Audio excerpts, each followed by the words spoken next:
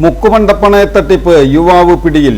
നന്മ communication branded smart phone, land phone, laptop, ടിവികൾ, വമ്പിച്ച ലോൺ മേളയും സമ്മാനങ്ങളും എക്സ്ചേഞ്ച് ഓഫറുകളും. നന്മ കമ്മ്യൂണിക്കേഷൻ, ശ്രീകാലേശ്വരിക്ക് മുൻവശവും വടക്കേനടയിലും.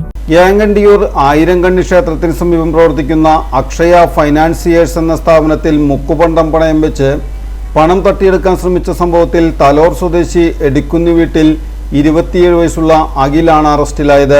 വെള്ളിയാഴ്ച വൈകിട്ട് 4 മണിയോടെയാണ് സംഭവം.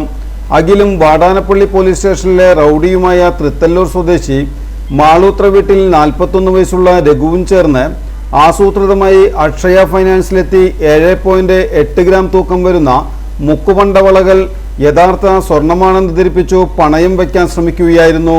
സ്ഥാപനത്തിൽ നിന്നും 76,000 രൂപ തട്ടിയെടുക്കാനായിരുന്നു ഇവരുടെ ശ്രമം.